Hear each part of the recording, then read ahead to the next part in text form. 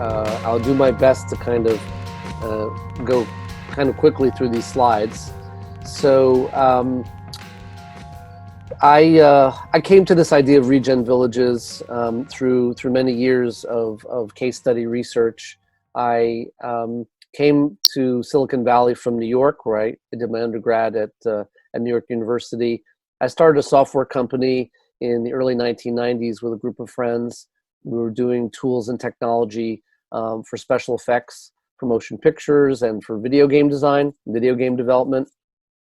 But I was surrounded in Northern California by these small plot, organic, biodynamic family farms. And I was really blown away by the work of Rudolf Steiner and Buckminster Fuller, and on this whole system approach, really, to farming practices and nutrition.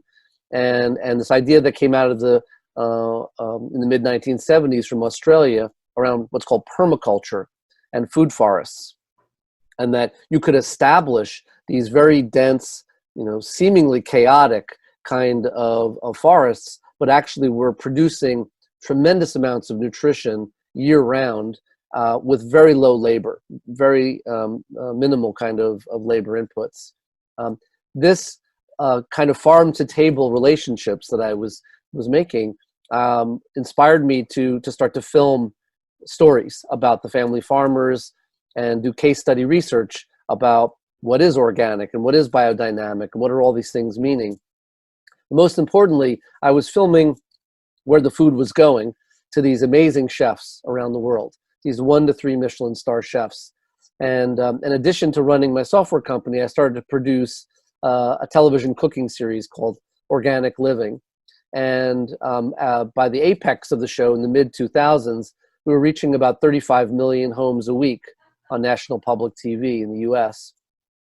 In 2007, I published a companion cookbook that I co-authored on Hachette, which was more than just about the stories and the recipes and the farmers. It was also about these intentional communities and this idea of how people could live in very strong, resilient, self-reliant ways. When I came to Stanford in 2012, I became part of a cohort as part of the School of Mechanical Engineering, focusing on smart houses. And probably about 5 minutes into my research in this wonderful group, I came to the professors and I said, it occurs to me that a smart house inside of a dumb neighborhood makes absolutely no sense. So, and I was very lucky to be working with a professor named Professor Larry Leifer at Stanford, who agreed with me and said we ought to be considering this idea that I was presenting for a research initiative called ReGen Villages. And I was inspired by the work of Dr. Suzanne Simard from the University of British Columbia, by the way, who had termed this lovely idea called the Wood Wide Web, not the World Wide Web, but the Wood Wide Web, when she had discovered this mycelial, mycorrhizal fabric of network mesh underneath the forest floor. And her research proved a collaborative have-need economy that exists under the forest floor, that the plants and the trees and the bushes and all the different kinds of cultivars were connected to each other, inoculated with these fibers, and were sharing nutrients, minerals, carbon, sugar, water allotments across species. And that collaborative economy, from my perspective, is quite interesting because it's a long-term ledger. And I think something that we could learn a lot from as we move forward into new economic models, especially on Earth for humanity. But part of my research also in biomimicry and is the idea of looking at nature and how we can design systems from these very effective models. So for instance, 30% of our DNA is mycorrhizal, it's fungal. And just recently, about 18 months ago or so, they discovered at a cosmological scale, galaxies are interconnected with these thin fibers of dark matter. And when they ran the simulations, this idea of the sort of mesh network became understandable.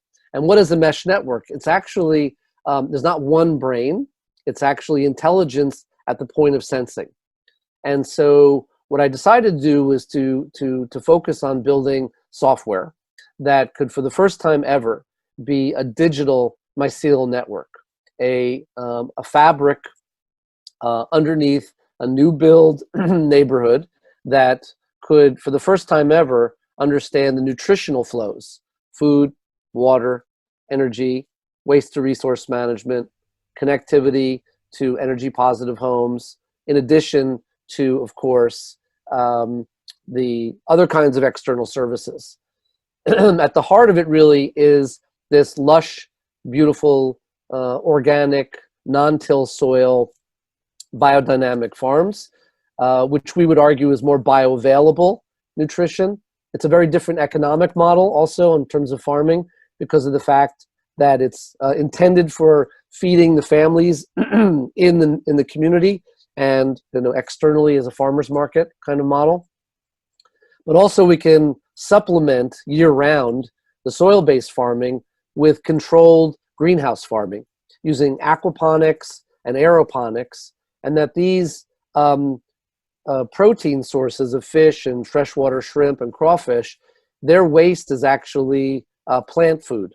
It can be rich in nitrates that then, with a low energy water pump, brings that nutrients to these plant lattices, and then the water comes back to the fish tanks purified. So we've been able to save maybe 80% water farming like this, with almost 1/3 biodiverse increase in yield. It's really interesting way to, excuse me again, to supplement the soil-based farming.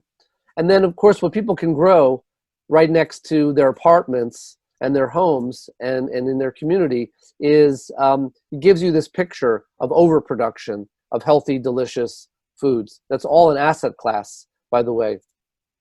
Part of also what we've been focusing on is how can we feed the fish, feed the chickens, and use small animal waste and food waste as a digestive to then create food for these aquatic worms and black soldier fly larvae.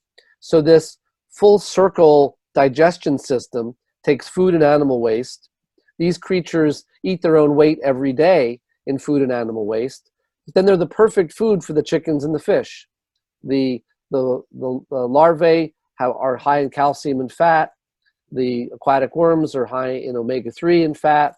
And then external to that, what's amazing is the output or the waste of those creatures. Their anaerobic digestion creates the circumstances to spread this nutrient-rich topsoil filled with microbes back out onto even gray field or brown field areas.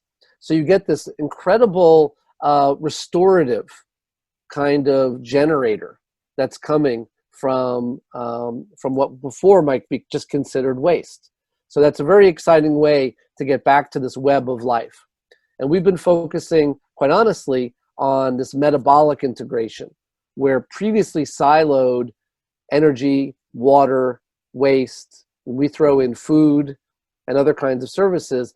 Not only can those systems know about each other, but now they can actually learn from each other and improve autonomously. And so our ReGen Villages Village OS software allows for the community infrastructure of food, water, energy, and waste to talk to any kind of smart house. It doesn't matter if it's Bosch, Siemens, LG, Panasonic. We can talk to any of those smart house complexes. Also, we have open API to talk to autonomous mobility, curriculum, individualized, personalized healthcare. And where we're going with the software is really exciting, because the first part of the Village OS is Regenerative Villages Simulator. It's really like a sim city. So we take land grant information, what's called GIS or geospatial data of a specific land grant, where people maybe want to build a regenerative village or town. And our software can decide how much housing, how much kind of building and infrastructure versus how much open space on that open piece of land, where you don't compromise the productive value. You can have all of those systems in support of the people who live in those communities. And then once all the stakeholders agree, dynamically toggling all of those different things in a virtual environment, once they hit return, they say, okay, then that puts out a blueprint-ready plan for that community. But then the other side of the software is that it becomes a farmhouse server, and the Village OS actually runs the entire neighborhood complex. And it looks at historical data, real-time sensor data, and all the kinds of things happening in the community itself, and also predictive modeling, whether it's weather patterns, consumption patterns, traffic patterns. And what's really, really important to convey about our village operating system software is that the data is owned by the community. It's not for sale. We only use the data that's anonymized regenerative infrastructure data to share with other ReGen Villages and Village OS licensed communities around the world, so that they can benefit from understanding that infrastructure from similar climate zones. So very much like when you're driving a Tesla, it's learning about road conditions, the way you drive, the way people are driving around you. It's absorbing all of that data into this giant repository, so that when you switch on autonomous mode, it has this giant brain globally to draw down on. And that's very similar to what we're planning to do, except imagine that neighborhoods can be communicating with each other around the world and autonomously improving. I like to say it's not Star Trek, it's not a holodeck, it's just logical, permaculture infrastructure that supports energy positive home and living. And this slide is one of my favorites. It's this idea of multicultural, multi-generational socioeconomic level families living together, breaking bread, and having very healthy, long, happy lives. Again, where people are living in the kind of way that we all want to live going forward, from birth to death, all living in the same kind of community together. But then we can reimagine open space for water capture and for estuaries for migrating birds and pollinators. And that when you do that, you create the circumstances for pioneer growth and heirloom growth, meaning that you walk out in the spring months and you see something growing that nobody planted, that some pollinator just brought. And that celebration of seasonality is something that our species has been so disassociated from for too long. And it actually contributes to healthy living by being connected to this. So the framework of our master plan is really in service to the people who live in the community and a public goodwill radius around these communities. And that then reduces burdens on governments. It reduces burdens on healthcare systems. It reduces burdens on insurance companies and on banks. It brokers peaceful, non-chaotic communities and civilization.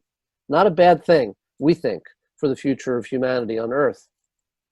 But also, we've done the math and we pretty much understand essentially, approximately, a 2/3, 1/3 relationship.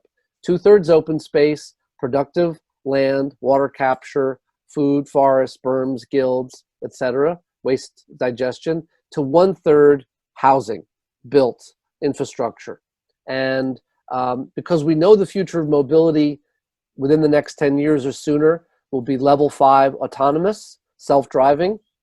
We have no garages planned, no driveways, just peripheral two-way EV charging and battery storage parking, where the primary aspect of the communities and the neighborhoods are bikeable, walkable, and prepared, of course, for drone deliveries, drone taxis, and electric bus access to Hyperloop and other kinds of high-speed transit. Social affordable housing is critical. We look at this idea of tiny apartments, but also that have co-living space on each floor. So larger living rooms, larger kitchens on each floor for shared use, rooftop garden access, atriums, Of course, the whole edible park-like setting. So even if you're in a social flat, you feel wealthy, you feel connected and not separate.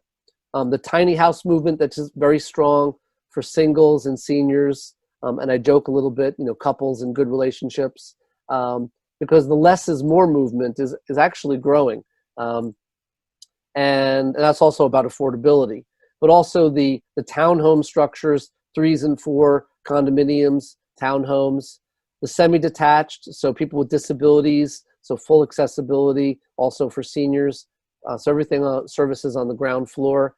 And then the villas, which can also be for co-housing and co-living, and people who want to buy into a micro mortgage. We have a lot of people who've signed up on our website who want to share a bigger space with a group of friends or family. And we're really interested in prefab architecture and manufacturing of components and modules. So essentially, using the right kind of building materials, circular building materials, in a controlled environment, you can have these kind of built and then shipped to location, and they go up very quickly. In building in a controlled environment, in a warehouse, you save 1/3 construction waste. Can you imagine that 1/3 of a stick-built house is going into a dumpster?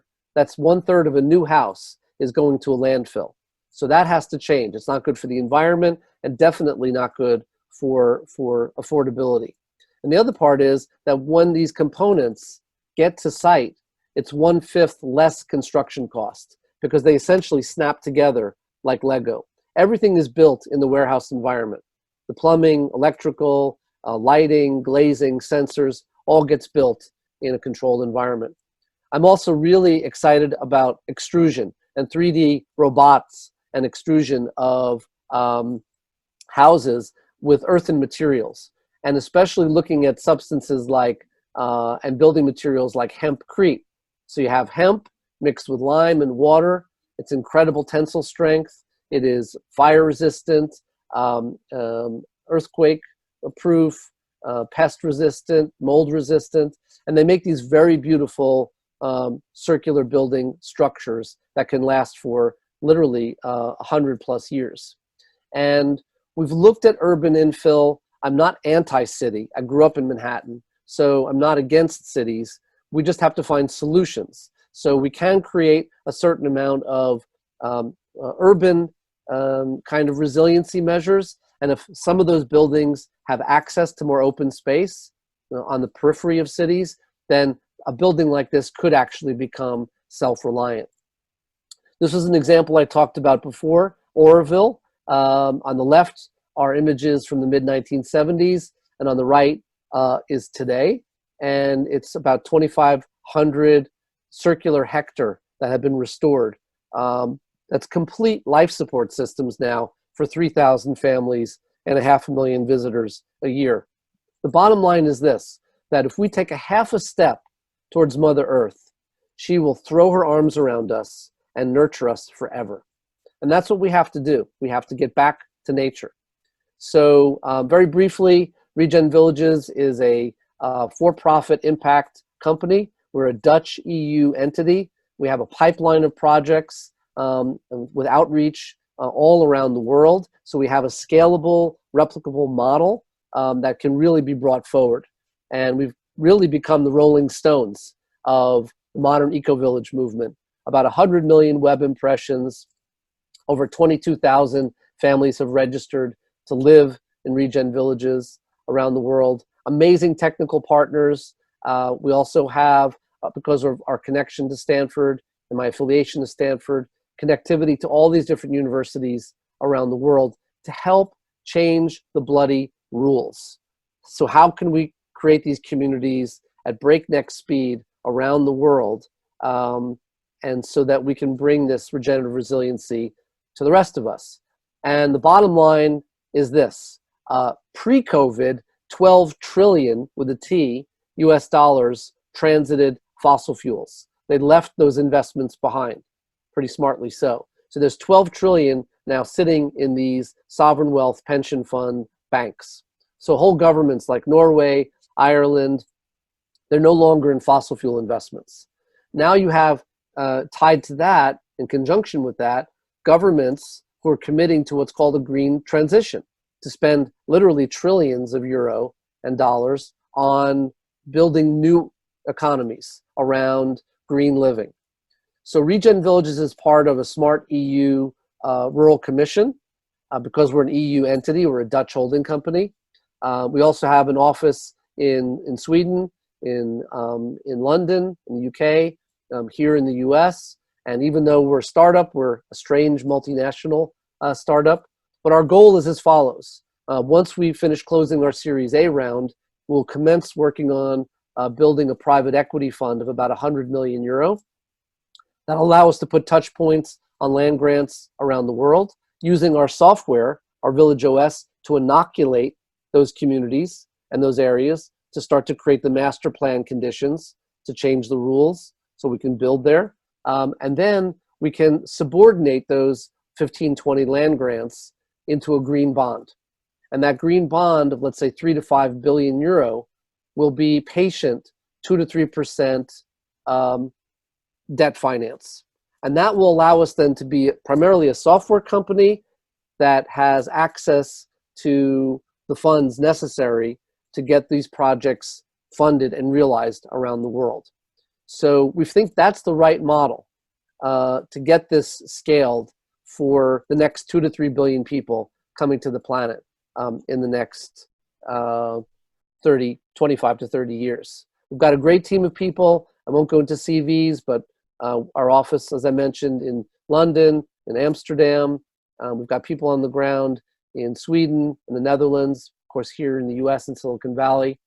And that's ReGen Villages, the future of living in self-sustaining, self-reliant communities around food, water, energy, and circular nutritional systems. Awesome. Thanks. The brand new Future Thinkers members portal is now live. Develop your sovereignty and self-knowledge with our in-depth courses, get access to our weekly sense-making calls, join the Q&As with past podcast guests, and much more. Become a Future Thinkers member today at futurethinkers.org/members. Enter the Future Thinkers giveaway and win our brand new community membership, including in-depth courses, private calls, and more, as well as a supply of Qualia, a complete cognitive upgrade for your brain. To enter the contest, simply go to futurethinkers.org/giveaway and sign up for our mailing list to instantly get our 50-page guide on how to adapt to the future. There are many ways to increase your chances of winning. Enter the competition today.